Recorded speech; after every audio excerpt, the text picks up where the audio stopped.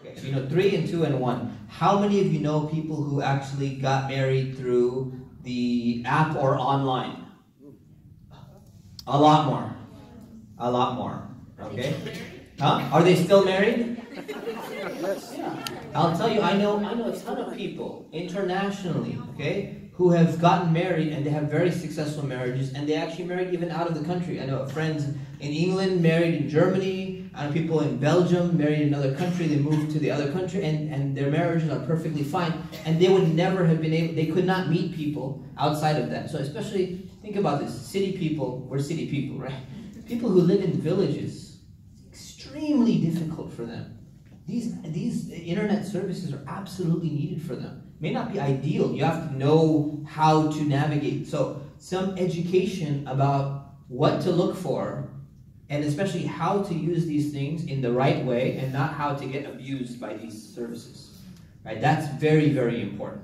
So this is one thing I'm not seeing here, is education. One of the biggest things that is lacking is education. Education in terms of what to look for, how to look for it, right? And then how to go about the process and how to utilize all these services. And that's really important. Yeah. So, and I don't know, I walked in a little late, so I'm not sure if it was addressed, but that may be what you're referring to with regards to education, but just more of like people doing their own personal development and knowing themselves, knowing what they bring to the table as well. Because a lot of times we're just confused, and it's sort of like, I think I want this, I'm not sure, and so that's a huge part. Yeah, we talked about that a little bit, but yeah, we added to a solution here. Personal development. Okay, personally, I believe that this is the number one, and I personally believe, this is number one, I believe this is number 2. This is my personal thing. The only reason why, and you can disagree, the reason why is because when the pool shrinks down from 99% to 1%, like we talked about, you need to widen that pool. So we can widen the pool if we can somehow get all of this organized. But widening the pool through technology is something that really works for a lot of people, and it helps people to kind of find what they're looking for. This is ideal. This is way better. This is like our Islamic university here. If you want to really learn well, you want to connect with the teacher, you want to benefit from tarbiyah and all that, you should come in person to classes. But if you don't have the ability to do that, you do online classes. And that's what works for a lot of people. A lot of people cannot make it. Even ones who live locally, they can't make it because it takes them an hour in traffic to get here. So some people can do it, some people can't. Okay?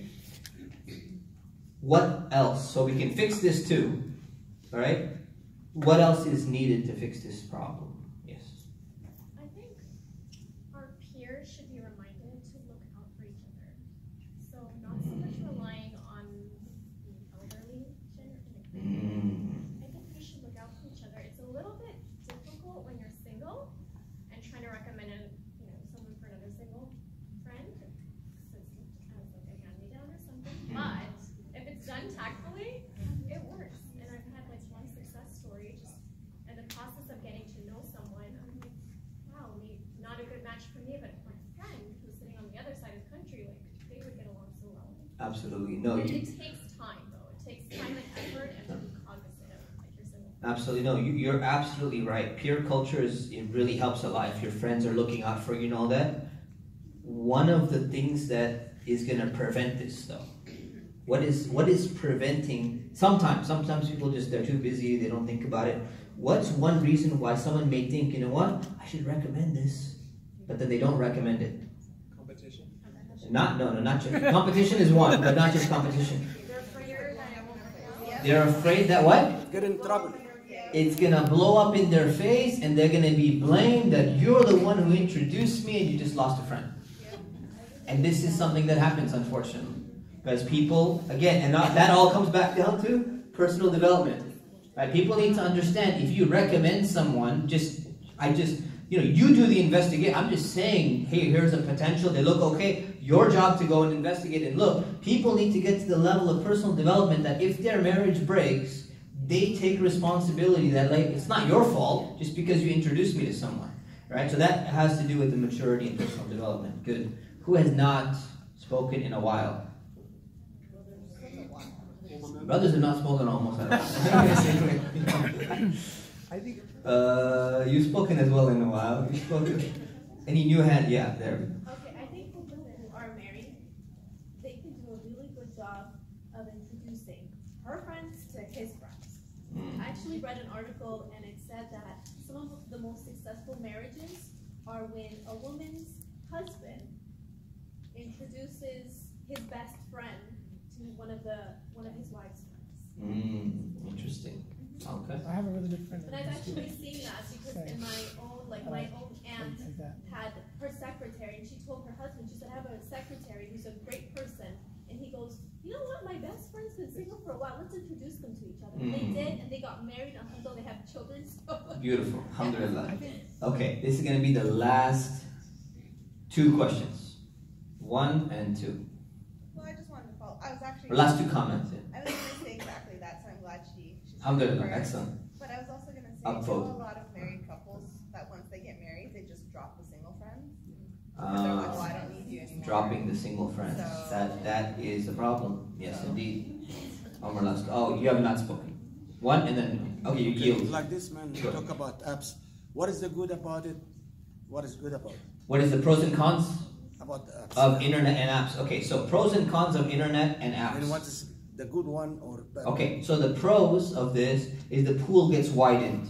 Your selection becomes much wider, and you can actually there's more transparency initially in the beginning, that in terms of what you're kind of looking for, you can see kind of the background. So if you have a really good service where they're talking about, for example, let's say religiosity is very important for you, or height is very important for you. You happen to be a very tall person, or you're a very short person, and it's very, very important for you to marry someone who's in the right height category that you're looking for, right? That becomes more challenging. You need a wider pool, and you can do a search on actual potential heights that you're looking for in many of these services. So that gives you quick filtering, and because of the amount of transparency that's there in the initial stages. So those are the good things about the internet and online. The bad things about this is, 1, too much emphasis on the picture, right? So just judging and looking primarily for the picture. That's the problem with the guys. They're going to focus number 1 on the picture and the whole swiping, thing. And then the second problem is going to be the means of communication is not in person.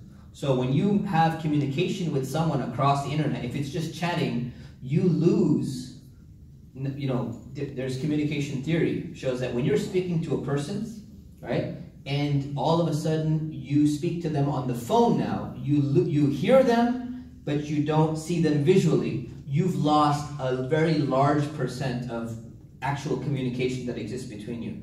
When you change from the phone to chatting, you have neither their voice, no tone, right, except emojis or whatever. It's no tone, doesn't count, right? And then you don't have their physically looking at them at the same time. Your level of communication drops significantly. So what ends up happening is either there's misleading communication, which you misperceive the person, or you start making judgments about what the other person said, and it's a lot easier to get into problems and difficulties. So that becomes a problem. And the other thing is, it's usually not done in a public thing, so it becomes more private. And when it becomes more private, Islamically, it becomes a problem, and also people start to become emotionally attached, I would say potentially a lot faster as well, because they have something in their mind, and they're projecting that, like I talked about the princess and the frog, become emotionally attached much quicker, and then when they actually meet the people, they're like, that's not what was in my mind, so these are the dangers. And then the visa dangers I talked about. Visa is a major problem, and people just impersonating and talking about things that they're really not, that also can become a problem. So these are the dangers, so there's pros and cons. Okay, let's conclude this by looking at some action items. What is actually needed? Okay, this is not about who's going to do it. The question is who's going to do it. Okay, who's going to unite all the individual efforts in Southern California to make a massive networking program for people who are single? Where does the responsibility lie? Sheikh Mustafa? Thank you. Thank you. I'll just add it to my list of to-do things, you know. Where does the responsibility lie? The masjid that has the list? The auntie? Nobody. Just sits there. It's done. Shut down. You're ready to do it? Come see me. So inshallah, I have more than one masjid that has a database and it's not being managed well. You see me, inshallah. So the thing is, someone needs to step up and put themselves forward and say, okay, I'm ready to put some time into this. If you can make this monetary and you can market it somehow and people are willing to pay for it, great. If not, it's going to end up being a volunteer effort which becomes on and off. So it needs to be consistent. Okay? So that's that. Who's going to set up the consistent monthly meetings? Sheikh Mustafa again. MashaAllah. After I write the research paper on this and the last 3 things and the other things. Yeah. I'm not going to do that, but I just wanted to add. Oh, I was going to sign you up right now. I would be willing to help with any of that. What I was going to say though is that is it possible to do along with this sort of like a monthly newsletter that also addresses some of those things like personal development instead of being a single telephone? But if some of the imams can say, okay, we're having this issue, people have come to us, and you put on there your advice so that it reaches like 1,000 people, so that you are also helping people kind of address some of these issues that we talked about there. And at the same time, that will help develop that database because people will sign on to the newsletter. So the community is both benefiting from your advice, saying, okay, we had 100 people with this issue. And so this is our advice, and you have like a group of imams who can give advice to the people that you see these are issues that our community is dealing with right here in Southern California. That's a fantastic idea. And once a month you have this newsletter, okay, this is an issue that women are facing. This is the advice from this imam or these imams. This is what our advice is. And so then you have people who are subscribing to this newsletter. They're both benefiting from the advice, and they might be able to see themselves having a struggle.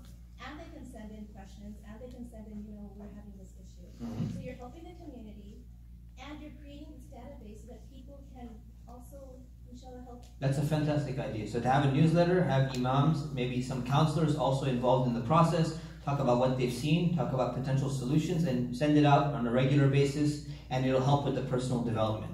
So I'll tell you, so it's a great idea, and I think it's potentially doable.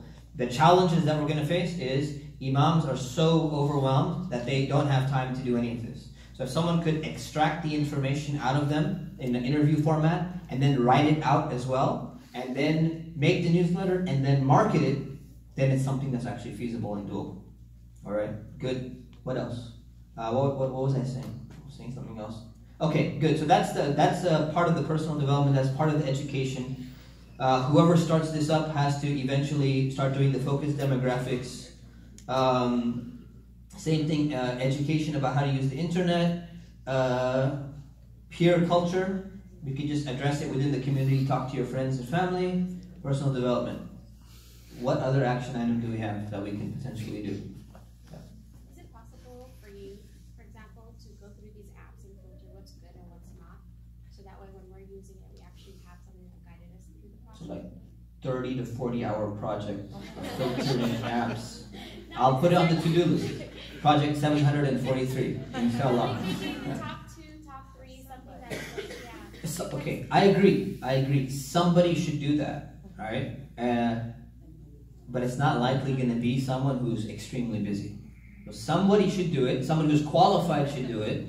But it's not going to happen with someone who's quite busy, unfortunately. That's what ends up happening a lot of the time. It's always put on the person that's busy. And it's funny because when I was leaving Shura Council, Dr. Siddiqui, I told him, I said, obviously I can't do this. I'm just too busy. He said, no, that's what happens.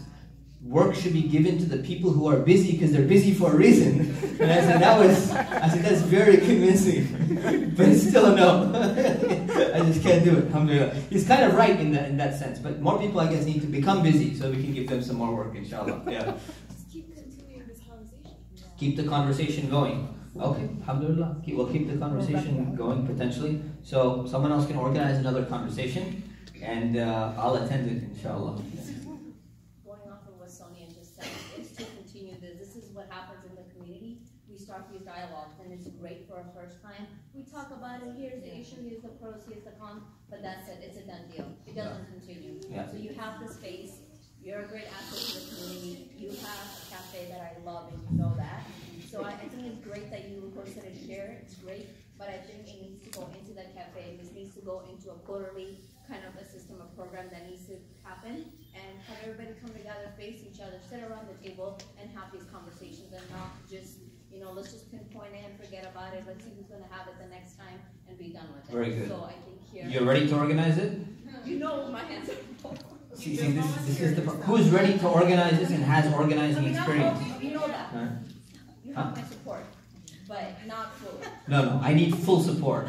All right. So here's what it comes down to. Great idea, monthly gathering, cafe is open for you. Who's going to organize it? Who's going to promote it? Who's going to record? Who's going to set up the sound system? Who's going to bring the food? And who's going to send the video out?